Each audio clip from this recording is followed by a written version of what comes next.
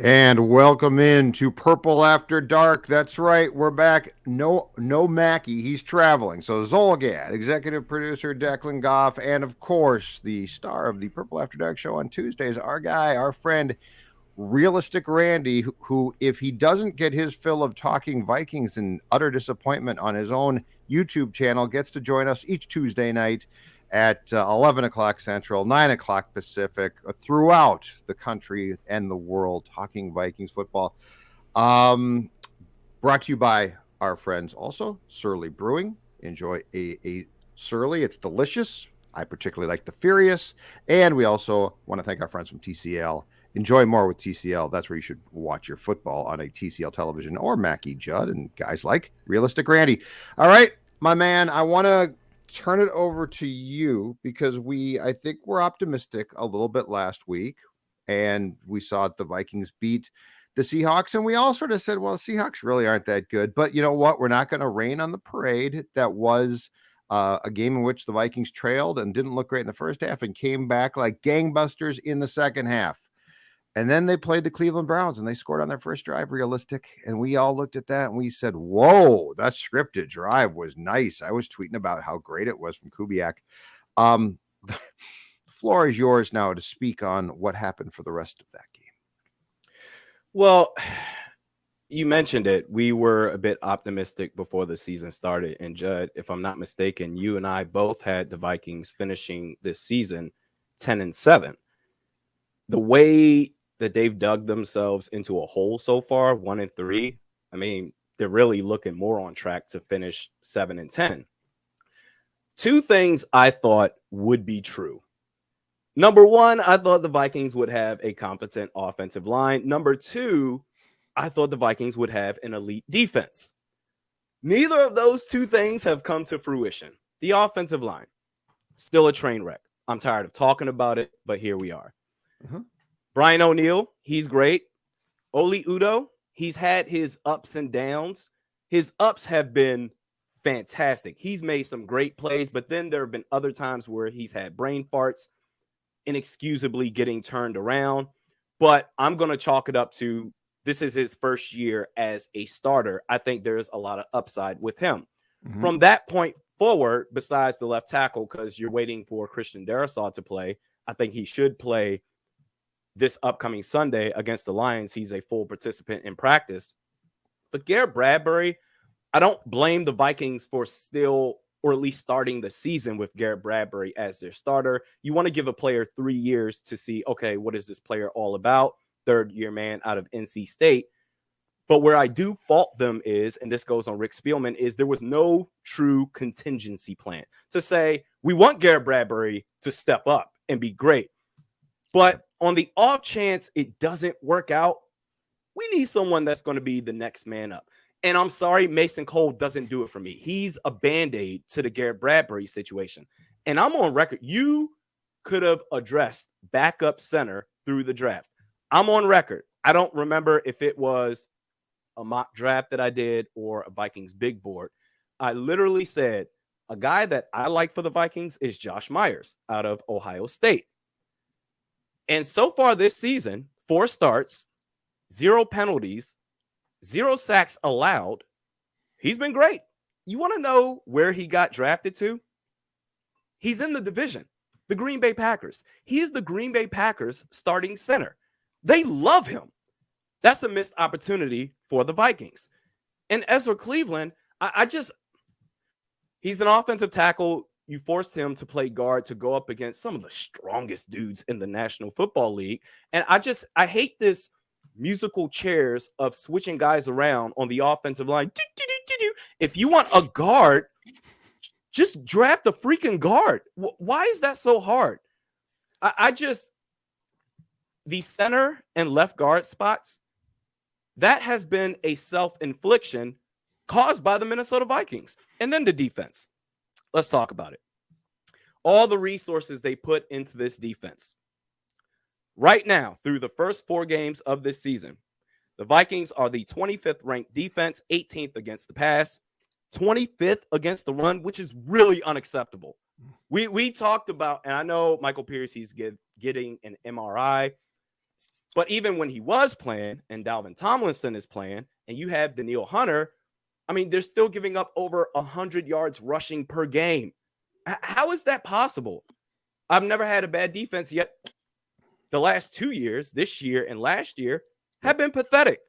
Yep. 21st defense, 21st ranked defense in the red zone, 11th in scoring, which sounds great, but it's hard to really tell because I'm sure it helped out only allowing 14 against Cleveland this past Sunday. But if we want to keep it all the way 100, the Vikings defensive player of the game on Sunday was Baker Mayfield.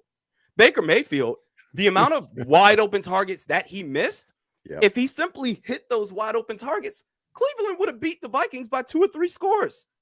So this is just a terrible situation that the Vikings are in, and the schedule doesn't get any easier. So it's one of those things. They're going to beat Detroit, and then I talked about this last week. You mentioned it. We're not going to rain on the parade. They beat Seattle the week before, and this is great.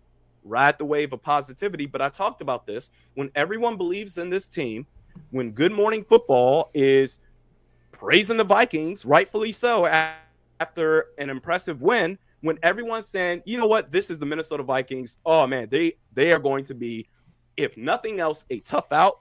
That's when everything falls apart for this team. They're 1-3. The schedule gets tougher after Detroit next week. Where do you start with this team? Oh boy. Here's where I start. I think what you said about the defense is the most important thing. This defense is supposed to be fixed. Like, it's supposed to be fixed. And I'm tired of this. Well, it's going to take some time to gel.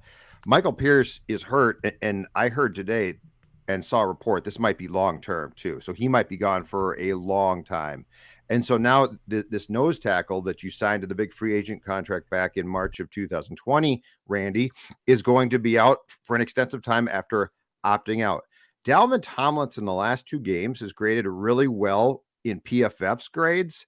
But like, if you watch the games, it's not, the run defense isn't coming close to passing the eye test. I didn't expect the Williams wall, but I did expect that we wouldn't see guys going up the A gap to regularly get 3 to 4 yards per pop, if not more, which is what we're seeing, or at least it feels like that.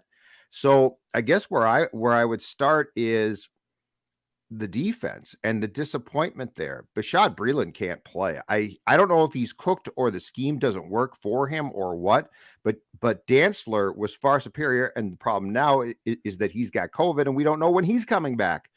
And I'm not sure about you, but what really rubbed me the wrong way was when Mike was asked a couple questions post-game Sunday about the run defense in particular.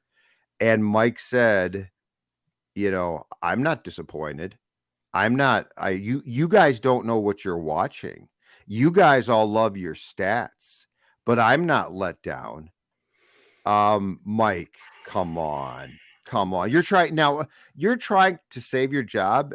And in my opinion, it looks pathetic. Like, don't tell me you're not disappointed. You said after the Saints game, this will never happen again. And it's happening again.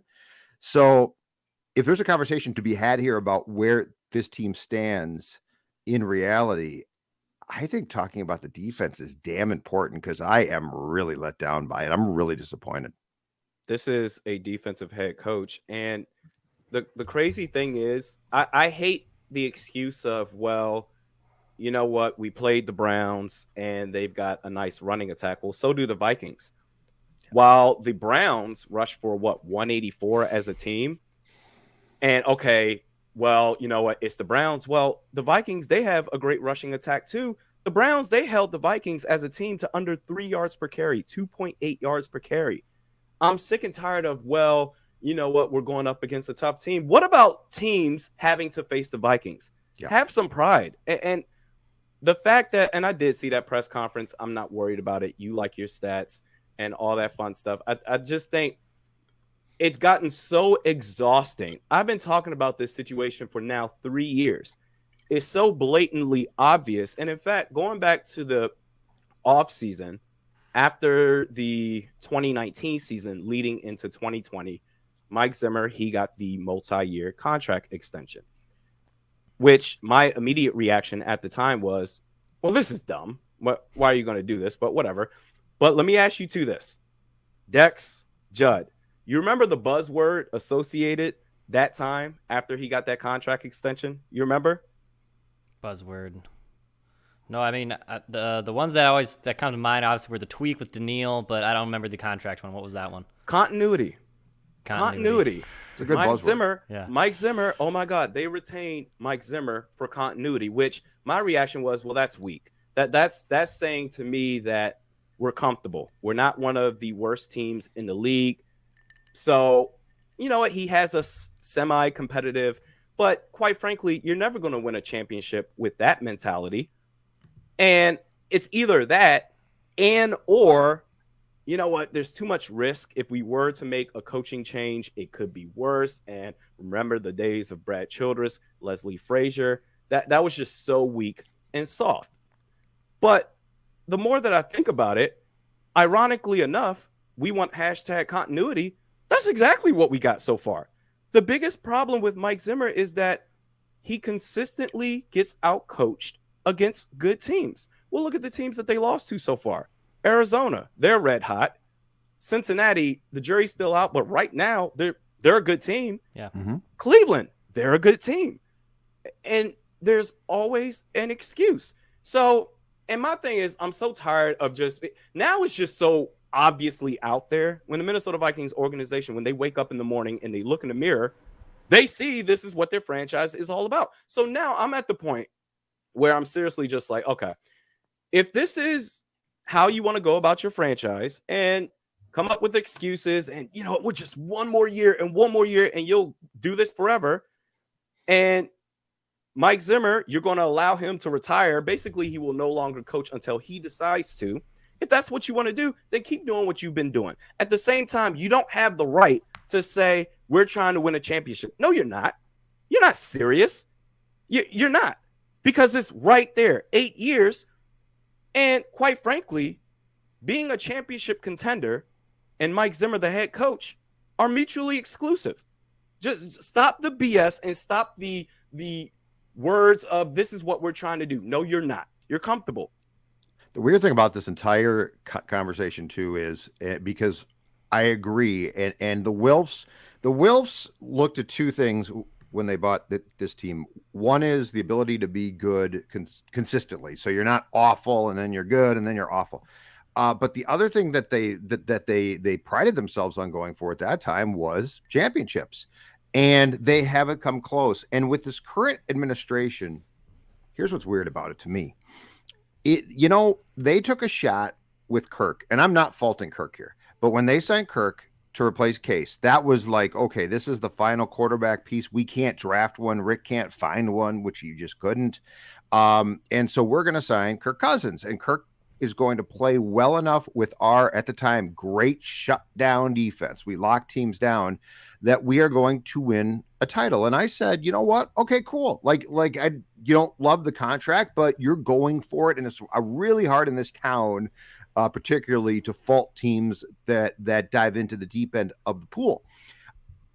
But Randy, it didn't work. And ever since then, it's like they don't know what to do. And so they just keep throwing stuff against the wall. We'll extend Kirk again. Now we'll extend Mike. We'll extend Rick. We'll sign, 2020. We're going to draft the best cornerbacks we possibly can, right? Oh my God, that didn't work out well. 2021, we're going to go sign some veteran cornerbacks. Like, it feels like when they signed Kirk that they really had a plan and it didn't work out. But ordinarily, good franchises pivot off that and they say, okay, what's next? They don't sign Kirk to an extension. They then go in a different direction. This franchise, it was like the Kirk idea was their last good idea. And since then, it's just like, okay, we'll sign a Patrick Peterson now. We'll trade Diggs, but we'll draft a Jefferson, but we still won't really use him like we should. And that's the last, so post 2000, basically 18. That's what's been maddening about this is, I guess my question would be, what's your mission here? Like, what are you doing exactly? Because I used to know, and now I honestly don't know. I'm confused as to if there's a guiding light here. if there's a track that they're trying to be on, I can't tell you what the track is now. I used to have the ability to at least tell you that. It might be wrong, but I could tell you. But, I mean, your defense is bad now. So who are you? The excuses have now run out. How many offensive coordinators have they gone through? How many quarterbacks have they gone through? Yeah. And yet it's been the same situation. It doesn't make sense. And I think now it's finally starting to catch up to them, because while the rest of the league is getting better and better, the Vikings, they're still running the same old song and dance and hoping it changed. That's literally the definition of insanity. I mean, you can even go back to this draft, for instance. You drafted Kellen Mond, and for what? If you're still going to have Sean Mannion on this roster, what does Sean Mannion do? I really want to know why he apparently is the grandmaster to help Kirk Cousins. Everything that I've heard as far as that Sean Mannion brings to the table, it sounds like a coach to me. It really does. Yeah. That's what Mike called because then when he's on the field, then sign him as a coach. Why did you draft Kellen Mond? Nothing they do makes sense. When they draft and Oli Udoh, that the Wyatt Davis thing, I can understand at least Oli Udoh starting because he had a great training camp. He was great in preseason. So I understand that whole thing, but no insurance policy for Garrett Bradbury. This was the warning signs were there, and they got lazy with it and said, we'll just get Mason Cole. I think it's going to be fine. And then Ezra Cleveland playing guard. Nothing makes sense. And so now that's why I keep going back to the main point of this is literally now on the Wilfs. I love the fact that they have been hands off, that they say we're going to pay our brain trust, the GM, the head coach, to run this team. But now it's at the point you have to do something. It's not working. The rest of the teams in the league are getting better. The Vikings, who honestly, I love this team. I absolutely love this team, but I'm a realist. Yeah. When you look at the Green Bay Packers or the Kansas City Chiefs or, I mean, right now the Arizona Cardinals, it's, oh, man, we got to play these teams. Man, that's going to be a tough one. Kyler Murray. What team is looking at the Vikings the last 2+ years outside of the Saints in the playoffs and are saying, oh, we got to face the Vikings. Oh, man, Mike Zimmer, he's really going to give it to us. Like, no one's really doing that. But it's up to the Wilfs to step up because Rick Spielman, I mean, he's been a train wreck. Mike Zimmer, it just feels like this is going to keep continuing until the owners step in and do something about it. Can I give you guys a stat I saw that was tweeted out by PFF today that takes this discussion to the GM's chair 1,000%. The Vikings have used their rookie class, so their 2021 rookie class, for 9 total snaps through 4 games. Okay, the Seahawks are next, 46. The Rams are next, 91. The Titans, 142. And the Tampa Bay Buccaneers, who, by the way, returned everybody. So they had everybody back from a Super Bowl champion. So there's a lot of veteran talent, 144. But I'll repeat it. The Vikings have used their rookie class for 9 snaps. And I know that the Vikings apologists are going to say, Darisaw's hurt, Judge. Shut up. You don't know. But where I will slightly disagree is Wyatt Davis. Like, what were you doing there? That's a 3rd-round pick. And Udoh has been good, but let me remind you that young man had never played guard in his life, as far as I know, until right before training camp, they decided to move him there from tackle. Both of their guards are tackles. One of them I totally get. Okay, there's one guy because that's fine. But Wyatt Davis was drafted in the 3rd round, and he can't get on the field. The Mond thing, I guess I sort of get in wanting to have him learn, but you're telling me 9 total snaps through 4 games from your entire rookie class so far? We're 4 games in. You don't trust anybody. That's not a good draft. Like we all, and I'm guilty of this too. And because I think our problem with Rick's drafts is they're so full of bulk, right? They're so big. We're like, oh man, you got 15 guys. 15 guys is unbelievable. Now you got 12 guys. But let's take a step back. If nobody's playing, what does it matter?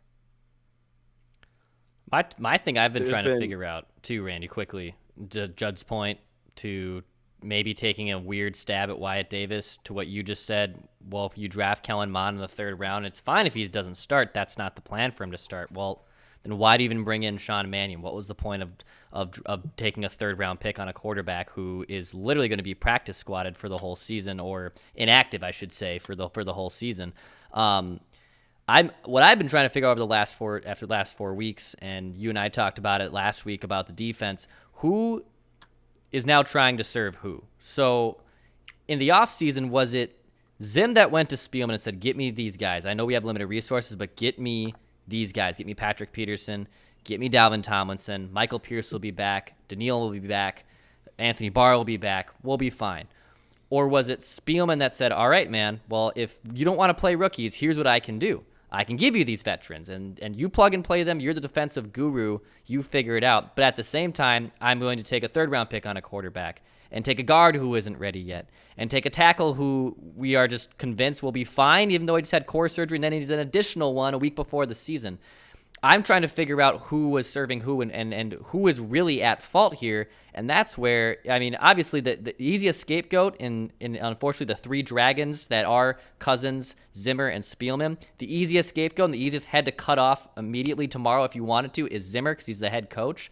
But it's hard for me to just then say, well, Rick Spielman's completely gets a free pass, and he's been here longer, and it's fine. The organization loves him. The Wilfs love him. I think they both go. I think they both have to go, because both of them literally have served the entire purpose, and both of them have not achieved their result. Mike went to, I can guarantee you, Mike went to Rick. That the Christmas Day debacle for the defense free agency. Yeah, the Christmas Day debacle left a mark on Mike that probably will remain with him through the rest of Mike's days on this planet. That had to be the hardest game for Mike to ever watch. His defense got done. They got embarrassed. I mean, Sean Payton, who's his buddy, right? Because they used to match wits, right? They didn't match wits on Christmas Day. They got run. So I guarantee you, Mike went to Rick and said, because there's no way that Rick in his right mind, I mean, even Rick being goofy at times, would say, you know what we should do? We should sign another nose tackle for the 2nd consecutive March, and we'll just move him to the 3 tech, which, by the way, is it's a different position, and it's tough to play. So Declan, I can tell you right now, this is on Zim, but Wyatt Davis is on Rick. I guess my question is this. We're not dumb. When they drafted Wyatt Davis in the 3rd round, they clearly planned to plug him in. And my understanding is he came into the mini camps, off-season camps, a little bit heavy. You don't move Udo to the guard position days before training camp unless you're panicked. So Wyatt Davis was the plan. There's no way he wasn't. They wouldn't say that now. But that one's on Rick. Like, that's a 3rd round pick, dude. You just sort of flushed it for now, and you weren't supposed to flush it. So yeah, there's blame to go around. But the defensive thing, Mike got haughty last year and thought, I can develop cornerbacks. It's like, yeah, you can develop cornerbacks, but not rookies. You're going to plug Gladney and Dan. Yeah, well, and also, I'm sorry, you can't just draft 2 corners and plug them in. Like, no coach can just do that. So Mike went to the GM, and Mike said, "Hey, we got to fix this." But where Mike is going to get himself fired is, he said, "I'm sure if you fix this with the personnel, we're going to be good," because this team expects to be good. The internal. For all the apologists out there right now saying, get off Cousins' back, get off this team's back, they need time. This team internally, we know for a fact, said, we're not rebuilding, we're bouncing back, and we're going to contend. And so I don't care if you're losing close. I don't care if you're saying, you guys don't understand the football game you're watching, but I do. No, that's a bunch of BS. You expected to be good. You're not good. And you're now panicked and trying to give us spin on why you're not good. Well, and especially they definitely were going all in for this year, because look at the starters on defense, the amount of starters that have 1-year deals with no depth behind it worth a damn.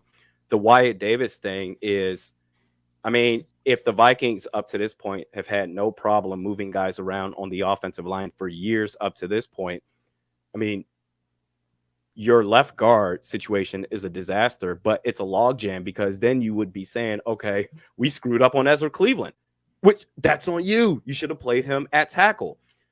As far as, and going back to Rick Spielman, you're right, Dex. He shouldn't get a pass if Mike Zimmer is the scapegoat and that's it. We're going to get a new head coach, but we'll keep the GM because look at the trades.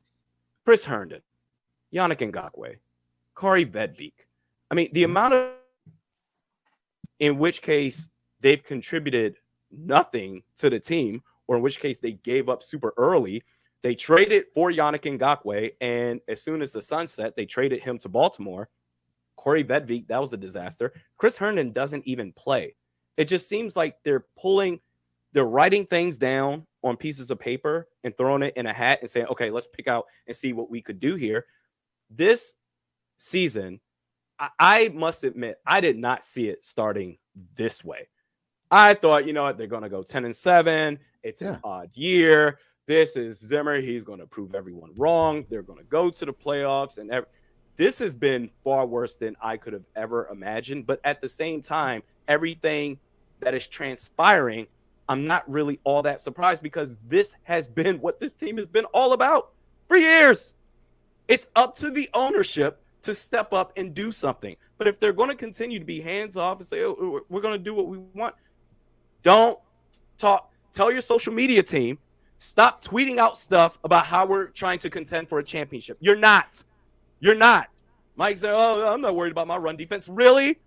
I love how because we're not involved with the team, we're not front office executives, we're not former coaches, we must not know anything. Giving up 184 on Sunday apparently was great for the defense. They're going to bounce back. This has been a clown show, and the longer that this goes on, the Vikings have no right to be surprised. I'm with you completely, though, because we did not. I thought the same thing. And look, I still expect if this team is not good, and now I obviously, and we all have our doubts that they are going to be, but there's going to have to be changes made. Like there's going to have to be changes made. This can't be accepted. And I don't think it's going to be. And then the next question is off of your point, Randy, is one, do the Wolves have the gall to make the changes? They've made changes in the past, but second of all, do they have the ability to identify the right people here too? And that's why I think they're afraid to fire Spielman. Because I think in their mind, they're like, well, we could fire Rick, but oh my God, can we find the right person to run this team? But what they have to understand is they are literally now to the point of ramming their head into the wall every week. Like they're just going headlong, and it's not working. And so it's this incredibly frustrating thing. And they take pride in saying, well, we've been consistently good. Well, yeah, but you are now teetering farther and farther away from championship contention. And you are starting to show, I think at least, some cracks in the foundation of being a solid franchise. And you've got a new stadium. You've got a practice facility in Egan that's gorgeous. Like you have everything going for you. And to like allow this now to fester and become a problem. And you're right, the trades aren't good. Somebody's got to take a long, hard look and say, this isn't going to work. Like we can't continue. We have too much going for us to accept mediocrity and sliding backwards, which is what I really feel now like we've started to do.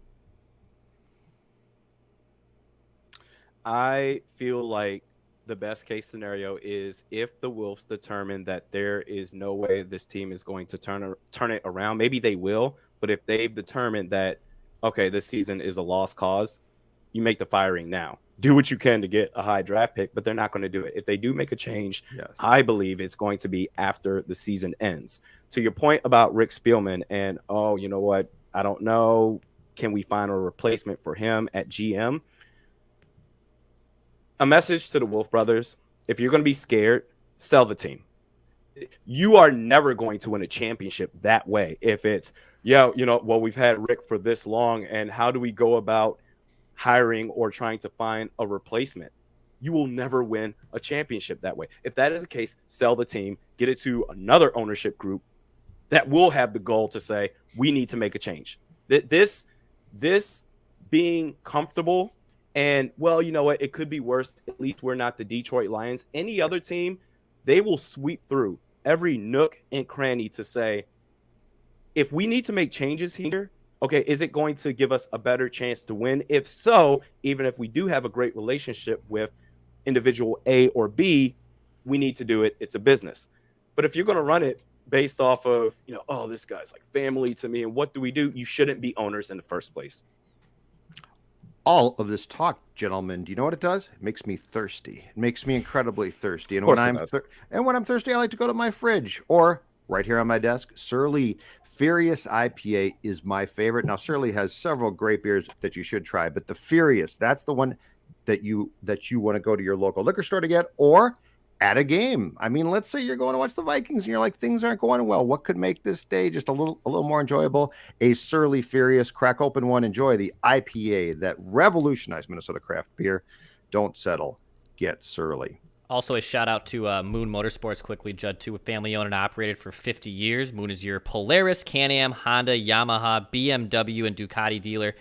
Motorcycles, ATVs, side-by-sides, snowmobiles. We got ice fishing season coming up, and I'm going to guess that if the Vikings are going to be 7-10, well, you get a head start on ice fishing season. So you can go up to Moon Motorsports, right up Interstate 94 here in the Twin Cities, right up to Monticello. Check them out. They're family owned and operated. It's Moon Motorsports in Monticello. Purple After Dark. So, Randy, here's one thing that has occurred to me, and this is a completely hindsight take, okay? So, like, I didn't talk about this previously. I didn't think about it because the defense was so bad that I thought, well, it has to be improved. Now, the Tomlinson signing was a little bit odd because they paid him a lot after they paid Pierce. But, like, as far as going and getting Peterson and those guys, it's fine. But in retrospect, should this team have gone in far more with, for instance, the Tomlinson money on offense? Because you think about it, if you had solidified that offensive line in a way where you felt good about it, I'm not saying great, but just good, like there was no question that they were going to be stabilized, I think is the best word. Should they have considered that? Because, this offense has the skill position guys to definitely be damn good. I mean, Justin Jefferson, Thielen, we thought Irv Smith, Dalvin Cook. Should Rick have told Mike, I'll get you some pieces, but here's the thing. I'm not going to get you a former nose tackle to move to 3-tech. And in fact, what we're going to do there is we're going to go get a veteran guard, take no chances. And our big investment is going to be at guard. It's not sexy, but that's going to give us a better chance offensively because really our bread is now buttered on the offensive side of the ball far more than defense. I don't blame them for how they went about defense in free agency, even with Dalvin Tomlinson. I get it. And that's why, going back to the opening monologue, when I said, well, this is the run defense. What are they, 25th against the run so far? Yes. That's really unacceptable because of guys like Michael Pierce and Dalvin Tomlinson. I don't blame them for going all in on defense in free agency. My thing was, okay, you need to keep that same energy in the draft for the offense.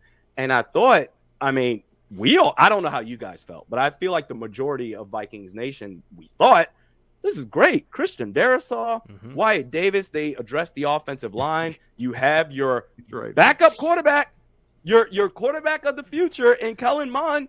This is going to be great, but they butchered it. They butchered it altogether. Wyatt Davis is not playing. They kind of stuck themselves between a rock and a hard place with Ezra Cleveland playing at left tackle. Christian Darrisaw, maybe he'll play next week against the Detroit Lions. It's just gone between the terrible coaching on defense and the players just not producing. What a disappointment that Bashaud Breeland has been. We didn't think that he would be the worst cornerback in all of football. Between that and the offensive line, and I talked about this last week, against Seattle, that's great. The offensive line, they looked really good, but Seattle's defense is terrible. Their defensive line is god-awful. How are they going to look going up against a legit defensive line? And they reverted back to earth what we saw against Cincinnati. Ezra Cleveland, the only reason I think he's not getting talked about enough is because Garrett Bradbury is taking so much heat. It's like, all right, okay, Ezra Cleveland, you get a pass here. But if the Vikings eventually do move on from Garrett Bradbury, Ezra Cleveland is going to be that next guy. It is not his fault because they are forcing him to play out of position. I don't blame them for how they address defense in free agency. I thought they did a great job in the draft, but just the way that it's just materialized, it's just been a complete 180 from what we thought it would result to be. I think barring a miraculous turnaround, and I mean miraculous over these next, 13 games, Grant Bradbury's fifth-year option is not going to get picked up. Like, it's a foregone conclusion they're going to ride it out. And even if he comes here for year 4 next season, that's not even a guarantee. What, Judd? I think they have to make that decision before, like, by the league year that starts, right? Is the that fifth year? Yeah. Because he's on his first contract, the fifth-year option decision has to be made, I think, by some point in May. Okay. If they're not going to bring him back, they probably wouldn't cut him in March, Sure. because he's not paid that much. So, Right. but yeah, if he is a colossal disaster again, and it's certainly trending that way, I don't see how you can, how or why you would bring him back and start him in 2022. It wouldn't make sense. And my thing is to Judd's point of maybe if you allocated that money in free agency instead of Dalvin Tomlinson, or to Randy's point, using it in the draft. Like when I watched that Browns game yesterday, and last Sunday, I should say, my biggest takeaway was it was a boring, disgusting, gross football game.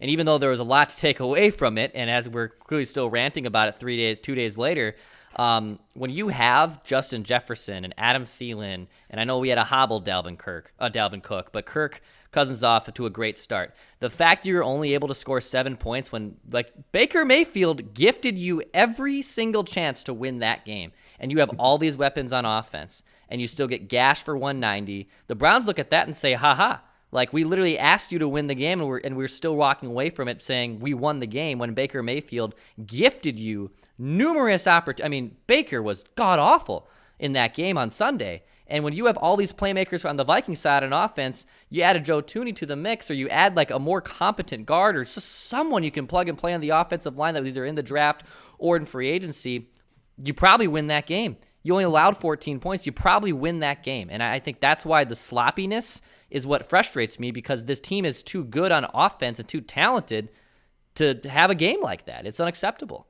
In front of those poor fans too. This fan base is so loyal. They love this team. That's what I feel bad for the most, because the energy from the organization has not matched the energy, the expectations from this fan base. They love this team. And going back to the Browns, it's interesting because the Cleveland Browns are everything that Mike Zimmer wants the Minnesota Vikings to be. Tough, physical, run the football, great defense. Who's the head coach for the Cleveland Browns? Oh, let's see. The Golden Kevin Boy. Stefanski, the guy who could have got the job here if Zim had lost the playoff game to the Saints in 2019. Is that who you're talking about? Oh my God! But Judd, it could be worse though. Oh my God, Kevin Stefanski. If we let Mike Zimmer go, we'll never see another 8-8 season again. We can't take that chance. And now look, his first year, he got the Cleveland Browns to the playoffs in forever. They're probably going to make the playoffs again. It's stuff like that that just really annoys me. Why are the Browns good, though? Like, let's fundamentally start off with why they're good. They are good. Offensive and defensive lines are both great. And I will give, as far as building a team, I will give Brad Childress credit for this. When he got here, and I mean, this is not a new football theory. So, but when Brad got here in 2006, what did he immediately address? Both sides of the football and the lines. Not I got to load up on D linemen and you know what, offensive line, they can fend for themselves. He signed Steve Hutchinson, and I talk about it over and over and over again, but I will never tire of the fact that Brad Childress went out and signed a Hall of Fame guard. And you know what happened? A good offensive line became better. Bryant McKinney became better because Steve Hutchinson anchored that whole damn thing, because he was going to Canton. And the Cleveland Browns have that. The Cleveland Browns have a really good line on both sides of the football, and they're mean and they're nasty. And it reminds me of what the 49ers had in the 2019 season playoff game when they kicked the Vikings asses up and down the field. And as tough as Mike, Zim, tough guy, right? I mean, he's, bristly guy. He's an old school football coach. He doesn't have a tough team. and he's never seemed that interested. And it's Rick's fault too, because Rick could easily step in and be like, Mike, come on. But Rick doesn't step in. And I just, that's where I've lost sight of like, what's the mission here? What are they doing? What are they? They've got some nice players, real nice players. Dalvin Cook's a great player. Jefferson's great to watch. Love to watch him. And he runs great routes and he's a great player. But like, what's their mission as a franchise to get to a championship? Because it can't be, have you seen our skill position guys? And by the way, we're building our defense out again. That's not your template. So this is where I just get really, really confused about what they're doing. And it has seemed to me for a few years that Mike and Rick might begrudgingly do what the other wants, but I don't think they're on the same page. And that's where, Randy, you're right. The only people that can step in then, ownership. This team is soft. Oh, yeah. But they've been soft for a while. They have been. But that's the thing. The amount of opportunities you see Kevin Stefanski, he walks away. He makes Cleveland great. You see these other teams building up. Any other coach that had their hands on these guys, Jefferson, Thielen, Dalvin Cook, even Kirk Cousins. I know you guys, you go back and forth on Kirk Cousins going back to Sunday's game. I didn't like the fact that he did basically a dump off to Tyler Conklin for one chance in the end zone. You should have took 2 shots in the end zone. But Kirk Cousins, when you put an offensive line in front of him, I get the protection isn't always going to be there, but he's shown when he has protection, he's one of the elite quarterbacks in this league. Any other coach that had their hands on these weapons, are you kidding me? We are going to tear the roof off every single team that we play. This team is soft. It's led by the head coach. I'm tired of talking about it. I'm so exhausted from talking about it, and I'm sick of seeing the amount of excuses. I started this at the end of the 2018 season, because going back to 2017, 38-7. And just to be clear, people think I've always hated Mike Zimmer. That's not true at all. Before the NFC Championship game, I was all about Mike Zimmer. I remember when he got to Minnesota in 2014, the immediate turnaround for that defense. I said, you know what? I think they were like middle of the pack defensively. But I said, okay, I see what's happening here. This could be something special. But then came 38-7, and I said, you know what? I'm not saying fire the guy, but this is a problem. Give him next year, turn it around, get back at it. Kirk Cousins, this is the missing piece. You're still going to have a great defense. Let's go. And in 2018, you lose to the Chicago Bears with a chance to make it into the playoffs, week 17. And then we go beyond that against the Niners. You're right. We were soft against them. 2020, yeah, okay, everyone was hurt. I had a bad defense. Everyone's healthy for the most part this year, and this team is still soft. That's what it is. I'm so sick of this fake tough guy act by this head coach without producing results. He does more of this instead of coaching on the sidelines. We're never going to get anywhere with this guy. So, again, if the Wolf brothers were too scared to do anything about it, then just keep doing what you've been doing. But don't be surprised at the results. What should our demeanor be a week from today when we gather again with Phil in tow and talk about what I'm sure will be a victory against the mighty Detroit Lions? Because I was willing to give them, I'm serious here, I was willing to give them the Seahawks game. Like, okay, I'm not going to get on here and be like, Seattle's awful, but you know, if they don't beat Detroit, the whole thing's in huge trouble. And because I don't think that they would beat Carolina then, and I think there's a good chance that Mike would probably be dismissed at the bye week. But in my opinion, they will beat Detroit. So when they beat Detroit, what should our attitude after that win be? Because I'm going to have a harder time buying in and selling the light, happy, hey, the Vikings won against Detroit. So what will your reaction be when they win 38-17 or something like that, Randy? I called it on my YouTube channel. I said they're going to beat Detroit. And what's going to happen is they're going to say, see, we told you guys, you didn't believe in us. Now watch us go. My attitude is going to be the same. You did exactly what I thought you would. Yep. Now you're going to go up against a team that following week, which I pegged that as a win. Easy. Carolina, are you kidding me? They're a good team. Sam Darnold has been great. Now, their offensive line has been pretty bad, But at the same time, our defensive line, besides Daniil Hunter for the most part, hasn't really made plays. That's not a gimme. In fact, that's a team where, okay, if you can beat them and then go raise your record up to 500, 3-3, then okay, then we can start talking. Yes. But guess what? When you beat these easy teams, that's the thing that's always been crazy. This team has always been capable of smacking down on the bum-ass teams, the Detroit Lions, the Cincinnati Bengals before this year, before they got actually good. But the teams that just weren't good, the Vikings, they could beat them up all day long. It's against quality teams where the team falls apart. You get consistently outcoached. You get conservative at the end of the first half. You play not to lose instead of playing to win. The clock management has been downright awful. It's against quality teams where you're nowhere to be found. Everyone that supported you leading up to that game, and it's not even win the game because too many things can happen, just look like you belong on the football field. See, I realize this is your guys' YouTube channel. I was about to say something, so I got to make sure I dial it back a little bit. Make sure you show up on the football field, look like you belong. And he doesn't. Their team does not. My attitude is going to be, great, you beat up the team that we thought you were going to beat up. Right. The Lions are awful. Man Campbell. Jared Goff has been a disaster. What are you going to do against a real quality team? If they win that game and honest to God start talking about you guys all and you guys and gals didn't believe, I will vomit. I will puke. I will be, if you win that game, say, I'm glad we played Detroit and now we're going to go play Carolina and hopefully win, because that will be, and if they don't win that game, if they lose, I really think that there's going to be that they'll lose to Carolina, and Mike, that's the only way. But I think that there's a very possible chance that if they lose to the Lions, that Mike gets fired going into the bye week, because at that point in time, it's a disaster. And this is not 2020.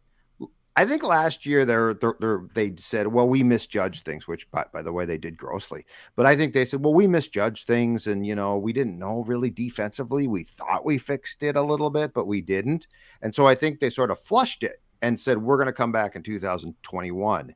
But if we are then, 6 games in, and you're 1-5 again, which I believe was what you were last year, you can't just come back and be like, oh, it's going to be fine.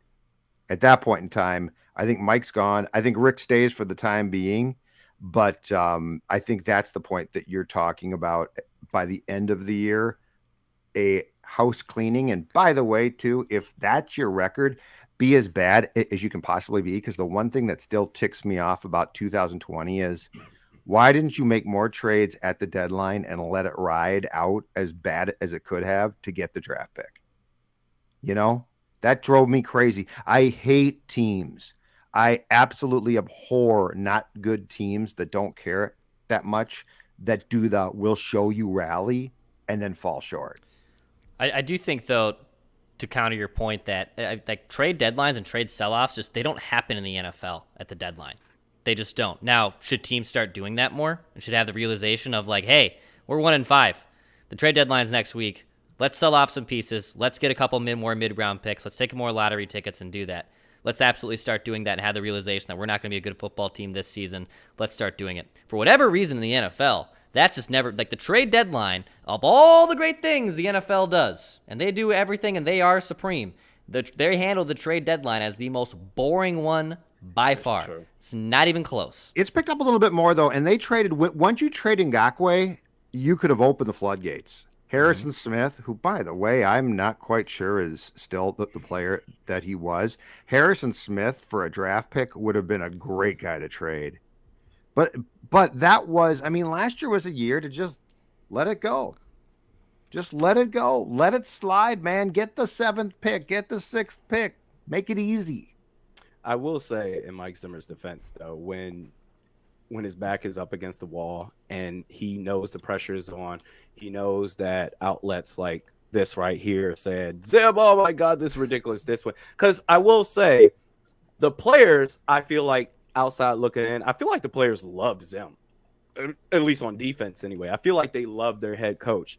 So I feel like there's some extra motivation there. Like right now, they're going to beat up on Detroit. Whether they have the motivation or not, I think they're going to beat the Lions. But I think against Carolina, assuming that we're not kissing their asses and they feel the pressure still, I can see them somehow beating that team. But all things being equal, I think they're going to lose that game. I can see, but that's all he has. The good teams, if you're going to take that lead, Mike Zimmer himself said, I think this was after getting smacked by the Niners in the divisional round. I think he himself said, I got to find a way to get over the hump. Yeah. The good teams that are actually contending for a championship, they are consistent in one way or the other. They win games or they're a tough out in losing games. Not looking like you don't have any cohesion, looking like you got together, you signed a team yesterday and saying, all right, let's play football. That has been the problem. So everybody that's been coming at me for 3 years, you don't know what you're talking about. Mike Zimmer, look at all his defense. Screw his defense. He's the head coach. Is he the head coach or is he the defensive coordinator? He is the head coach. It's getting old. Figure it out, produce, win, or get out. And his defense is not good. But the one thing, so as humans, Kirk and Mike have almost nothing in common, but they have one very important thing in common that makes me want to absolutely vomit. And it's this. It's this. They're both our backs are against the wall. Now I'll show you. That's not a winning culture. That's not a winning team. You go into green. I mean, that spurt last year was just so useless. Oh, we want to come, we're red hot now. We're red hot contending for a playoff. First of all, if they had snuck into the playoffs, they would have been out instantly. Second of all, it cost you a draft pick for you to pound your chest and say, look at how we rallied. And Kirk and Mike are both rally guys. And I don't mean that in a good way, like a plucky, oh, this is a fun team. I've seen teams that have been plucky and they rally and it's fun. It's like, this is a likable team. I like this team. This Vikings team, and Dex will know exactly what I'm saying here, is very Minnesota Wild about 4 years back. They did the same crap. Backs against the wall. Well, we'll show you now. That's no, don't bother. Just go home. Like, if you can't do this, just go home. And that's where last year absolutely drove me nuts. And if you're going to be bad, just be bad. Because that's the problem. This is not a likable team again now. Like, this is becoming less and less. There are people I like. There are players I really like. But I'm talking about the galvanized team, the team as a whole. The 53-man roster and coach is not a likable team. It's a team that finds ways to screw up. And last thing, too, the Cleveland game drives me nuts because of this. You have to win that game. Yeah. You're playing a good team, but you're supposedly a good team. You're at home. Baker Mayfield, and this is the thing that the Zim teams used to do, and this is a complete indictment against the Zim teams now. That building flustered Baker beyond belief because that building can do that, and that's a credit. Yeah. There were some, believe it or not, who said the fans weren't loud enough. Okay, first of all, that's nonsense. I was there. Second of all, stadium, yeah. Baker Mayfield was a mess in part because he can't deal.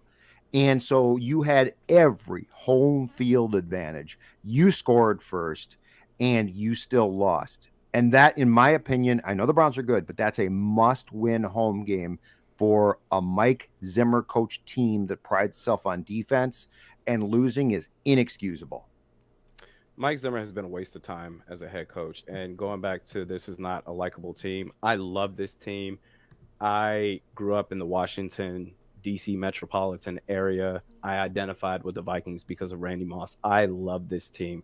But this team has become one of those things where it's just, okay, yep, Mike Zimmer's going to get out there and they're either going to win or they're going to lose. But, hey, guess what? We're a couple of plays away from being a good team. Oh, my God, a couple of plays from being 4-0.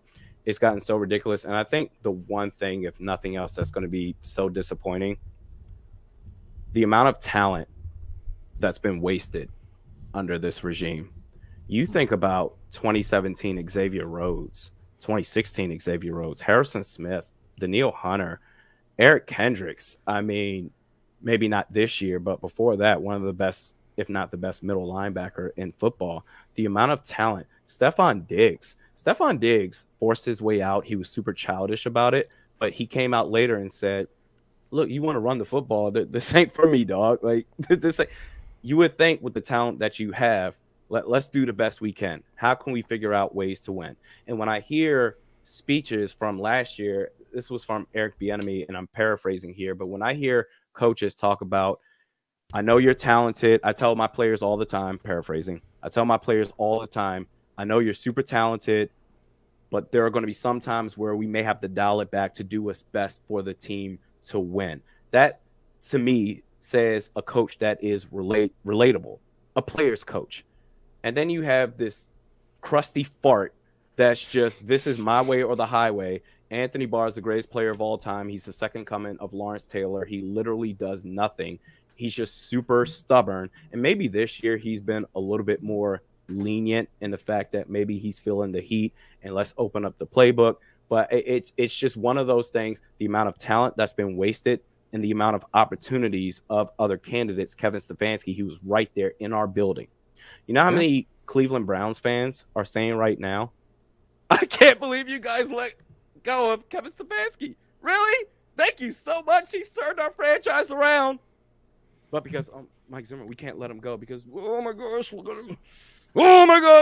remember Brad Childress and Leslie Frazier? We don't want to see that again. It's just, this has been a waste of time. I still love this team, but it's one of those things where I look at this team with this regime and say, all right, we're going to roll out the tires again, huh? Let's see if it changes. It doesn't, but let's do it. Dex, final thoughts from you? Just win, in the words of Al Davis. Just pull a Raiders here. Just win, baby, win. For God's sakes, if you lose to Man Campbell, heads are rolling. So please take care of Man Campbell.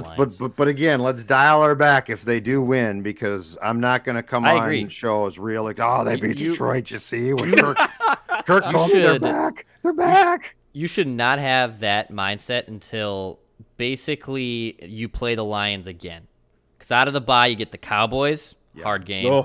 In Baltimore, tough game. In Chargers, hard game. Packers at home, at Niners, and then you get the Lions again on December 5th. I love it. Yes. If you want to come back December 2nd and say, hey, told you so, we ran the table, run 5 in a row against 5 of the top 10 teams in the NFL. Okay, you still got a month to play, but I'd say, okay, yeah, you did show us. You take that, but you can't say that until at least December 2nd, and it's October 5th. Yeah, exactly. No, you're exactly right. Gents, thank you. Great stuff. Fantastic. We'll from us, not the Vikings. I mean, it's not our fault. No. You're so negative. Yeah, Randy, why does realistic Randy not be more positive? Why do you hate Kirk Cousins and Zimmer? I mean, they're my team. You don't understand. Anyway, you know what? Much to be positive about. Yeah. Those folks aren't for us. That's okay. We feel the same way about them. Oh, and plug your channel too. Yes, Randy. Realistic Randy. You can just search that on YouTube. I do 3 videos a week. Follow me on Twitter at realistic_Randy. I have an Instagram account. I don't know what it is. You just search Realistic TikTok Randy. I guess you'll find me. TikTok? No, I don't. I am 33, but I feel like I'm 78. When I hear TikTok, I'm like, what the hell is that? You don't act 33. I'd pin you more at 40-ish. Yeah, no, I feel old. Well, and you know why? It's because you adopted the Vikings as your team. Yeah, man. Mm-hmm. This is a youth. That's a youth crowd. If you had said 33, you see all this? Yep. Mm-hmm. If you had just said the Patriots, you'd look like you were 22.